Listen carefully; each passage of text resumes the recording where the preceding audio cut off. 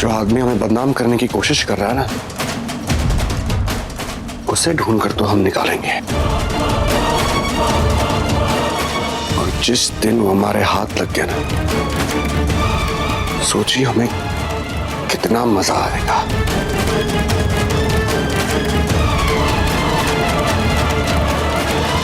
ए मैया संझा हो गई, बुझी अबले नहीं आई। हे भोलेनाथ तुम का करे दादा। एक बात बता, अगर तू धानी से मिली नहीं तो इतनी देर तू थी कहाँ? हम मंदिर गए थे ना साफ सफाई करने।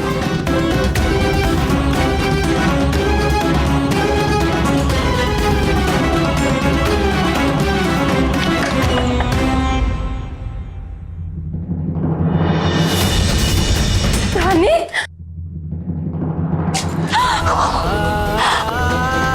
कहाँ चली गई थी रे? हमार जान परान सब अटक गए।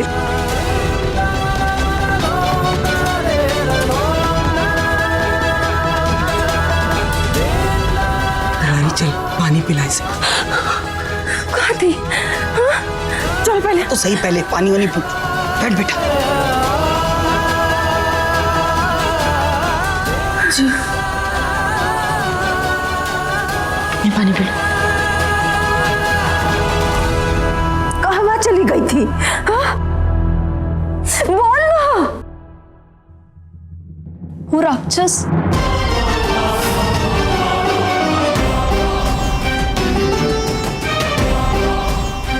सचमुच में बहुत गिरा हुआ इंसान है माई। हमने सोचा भी नहीं था इतना गिरा हुआ है। उसने हमसे कहा था अपनी बात मनवाने के लिए हम कुछ भी कर सकते हैं। उसी ने हमारा अपहरण करवाया। वो तो त्रिपुरारी जी आ गए सही वक्त पे और उन्होंने हमें बचा लिया। आपका बहुत बहुत धन्यवाद। आपने हमारी बुचिया की जान बचा के ना हमको जीवन दे दिया। हम सोचिए आपका कर्जा नहीं उतार पाएंगे। आपका बहुत धन्यवाद। अरे ये सब क्या कह रही हैं चाची? ये तो हमारा फर्ज है। तो कहा है कि हम किसी को भी मुसीबत में देखते हैं ना तो हमसे बर्दाश्त नहीं होता। फिर चाहे वो मुसीबत देने वाला कोई भी हो। और विप्लव बाबा ने जो किया है ना चाची, इसकी असली सजा तो उनका गुरुदेव देंगे। देखना, चिंता मत कीजिए। ये तो आपका बड़प्पन है कि आप ऐसे बोल रहे हैं। एक आप है कि हमारी बुचिया की जान बचा के ले आए उसको। एक दलित बचवा जी कोई कसर नहीं छोड़े हम लोग को परेशान करने के लिए। हम आपको कुछ दे तो नहीं सकते, लेकिन हम भी आपकी माँ ही जैसे हैं बेटा।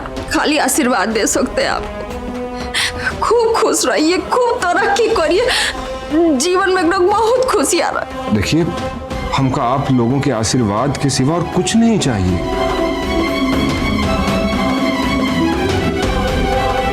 आपने इतना कुछ किया, हमारी जान बचाई, उसके लिए धन्यवाद।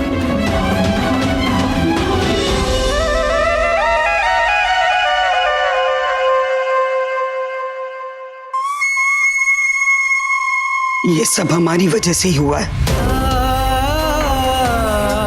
धानी बेटा, हमारी वजह से हुआ ये सब। हमने ही विप्लव को फोन करके कहा था कि धानी से मिलकर बात करे, तुम दोनों के बीच में जो गलतफहमी है उसे दूर करे। और हमें नहीं पता था कि वो इस तरह की नीच हरकत करेगा। बेटा, आज अगर तुझे कुछ हो जाता ना तो हम अपने आप को कभी माफ नहीं कर सकते थे। नहीं पड़ी अम्मा, आप माफी मत मांगिए। जब तक भगवान जी हम लोगों के साथ हैं, वो राक्षस हमारा कुछ नहीं बिगाड़ पाएगा।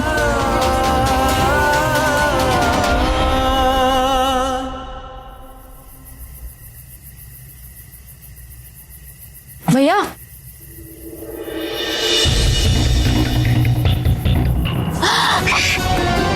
हल्ला मत करो, यहाँ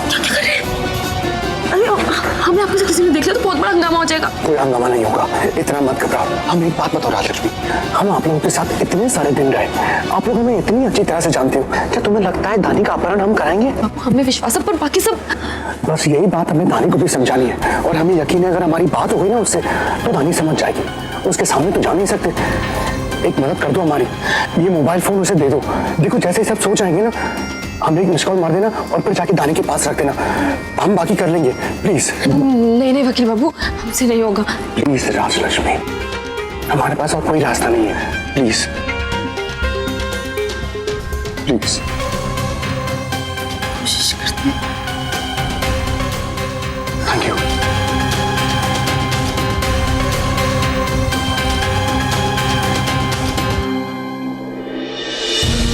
मान गए प्रभु, आपका कोनो तोड़ना है। जिस तरह से आप शक्ति संतुलन करते हैं ना, पूरे बनारस में कोई नहीं कर सकता। और अब तो वैसे भी विप्लव बाबा वो मनहूस विधवाओं से हमेशा हमेशा के लिए दूर हो जाएंगे। इधर आ।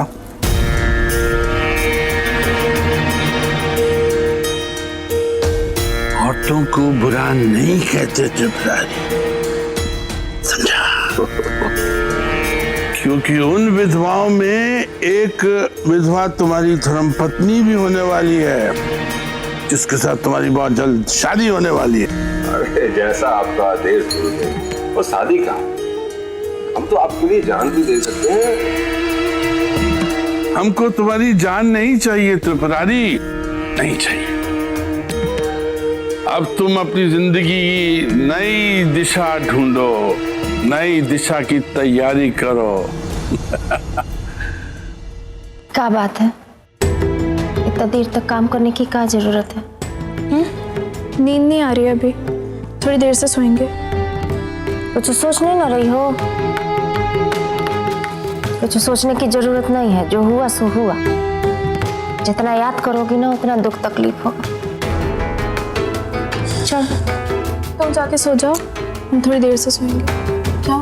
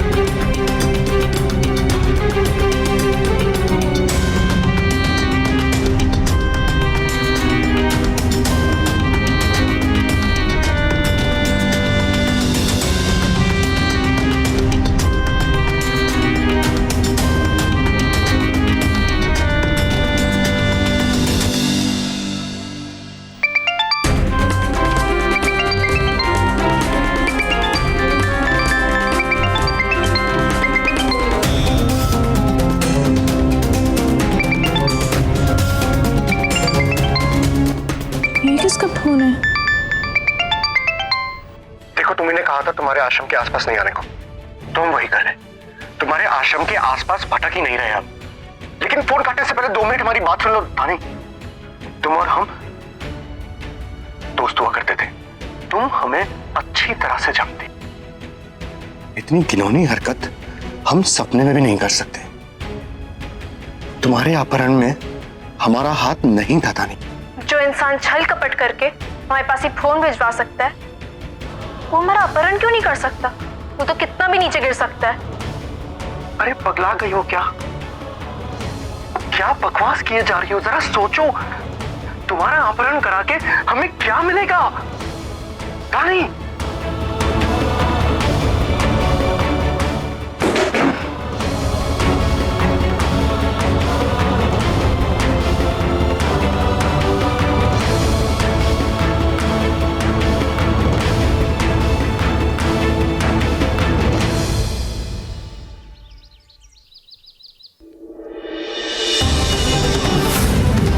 फोन यहाँ किसका है और पानी में कैसे आया?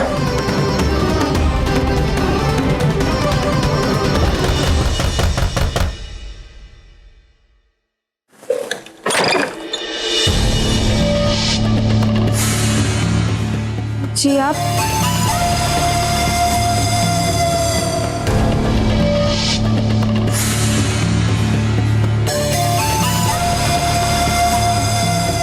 आई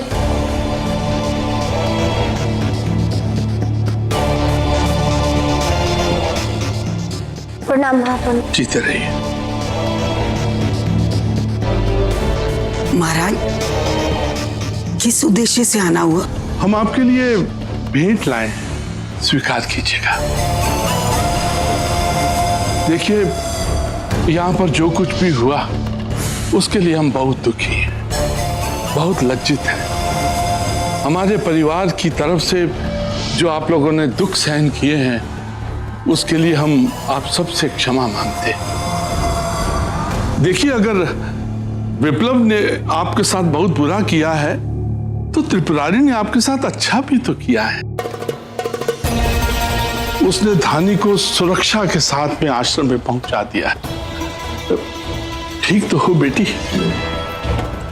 जी महापंडित जी, हम ठीक हैं, लेकिन वकील बाबू को इलाज की जरूरत जरूर है। इतना कुछ हो गया, उसके बावजूद उन्होंने हमसे बात करने की कोशिश की।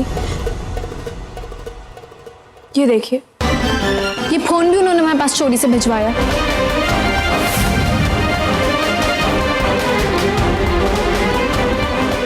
बेटी, तुम चिंता मत करो, हम उसकी नादानियों पर अंकुश लगाएंगे। आज अगर धानी की शादी हो गई होती तो विप्लव तो क्या, कोई भी लड़का इसकी तरफ आंख उठाकर देखने की हिम्मत नहीं कर सकता था। बाकी फैसला आप लोगों के हाथ में है। धन्यवाद। अब हम आपसे आज्ञा चाहेंगे।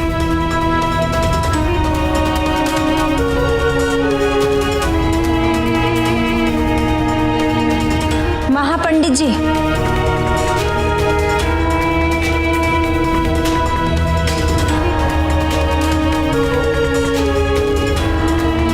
महापंडित जी, हम रिबुचिया के लिए जो आप ब्याह का प्रस्ताव लाए थे वो हमें स्वीकार है।